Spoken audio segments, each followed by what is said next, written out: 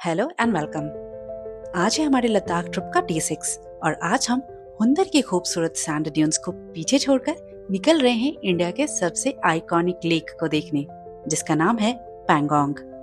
लेकिन video start करने से पहले मैं आपको हमारे अब तक के लद्दाख ट्रिप का थोड़ा सा रिकैप दे देती हूँ। तो पिछले 5 दिनों में लेह पहुंचकर हमने खुद को सबसे पहले एक्लिमेटाइज कर लिया, which is definitely the first and most important thing to do on a Ladakh trip.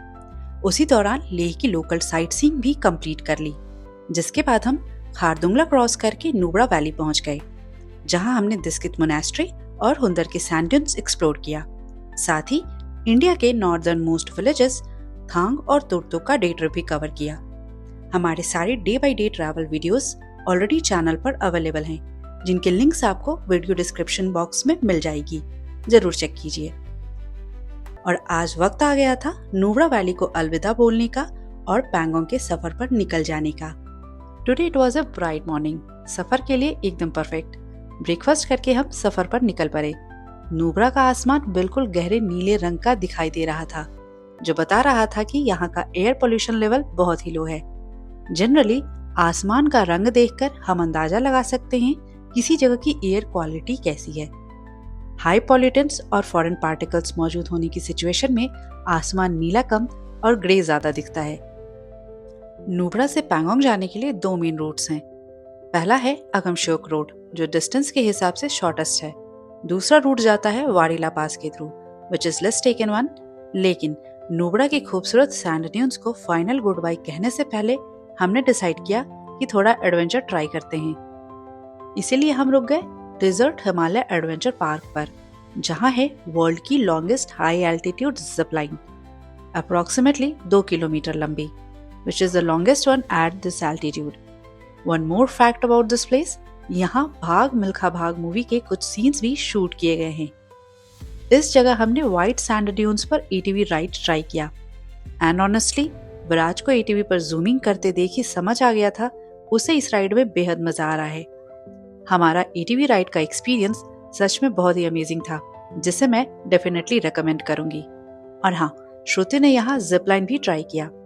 The price for ATV was ₹1500 for double seater and for zip line it was ₹3000 पर पर्सन। वैसे क्योंकि हमारे पास समय कम था, इसी से एडवेंचर और डेजर्ट को अलविदा कहकर हमें फाइनली पैंगोंग की तरफ निकलना ही पड़ा। फिलहाल श्योक अगम रूट श्योक रिवर में हाई वाटर लेवल और लैंडस्लाइड्स की रिस्क की वजह से बंद था। साथ ही वारीला पास रूट भी लेट आफ्टरनून को हाई स्पीड वाटर क्रॉसिंग्स की वजह से सेफ नहीं था। व्हीकल्स के फंसने के चांसेस थे, जिसका मतलब था हमें वापस लेह जाना होगा और फिर लेह से हम चांगला पास होकर पैंगोंग जा सकते थे। नुब्रा से लेह का डिस्टेंस लगभग 160 किलोमीटर था और लेह से पैंगोंग तक का सफर एडिशनल 200 किलोमीटर के आसपास। मतलब आज हम कुल मिलाकर 300 किलोमीटर से भी ज्यादा का सफर करने वाले थे। लद्दाख में 300 किलोमीटर का मतलब है पूरे दिन की ट्रैवलिंग, माउंटेन्स, हाई पासेस में, which was definitely going to test our stamina।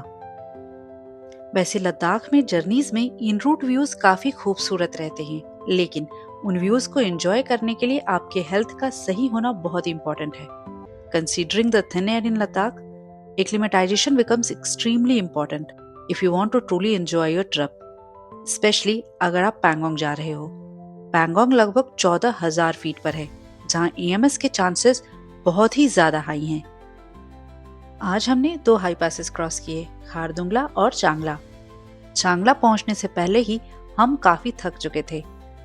चांगला की चढ़ाई के दौरान मुझे हेडेक हुआ था, probably due to a combination of low oxygen and tiredness together।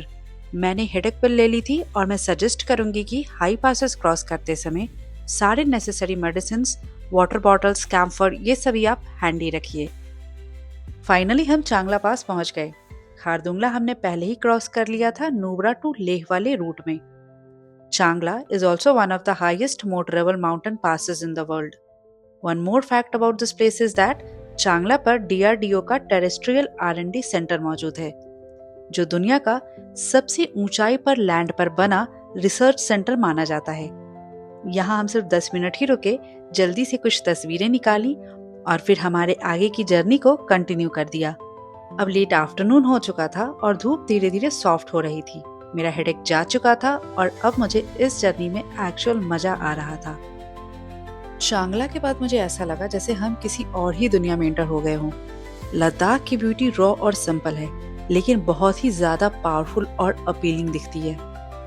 रास्ते में वाटर क्रॉसिंग्स मिले। सफर सच में बहुत ही लंबी थी, लेकिन with good mood and views, everything felt perfect. And at that moment, I didn't mind how long the journey would take. धीरे धीरे सफर करते हुए दोपहर से शाम हो चुकी थी और फिर फाइनली दूर से पैंगोंग की वो पहली झलक दिखी जिसके लिए हमने आज इतना लंबा सफर तय किया था। एंड ऑनेस्टली हम बहुत ही ज्यादा खुश हो गए। यहाँ पहुंचते पहुंचते ठंडी काफी बढ़ गई थी।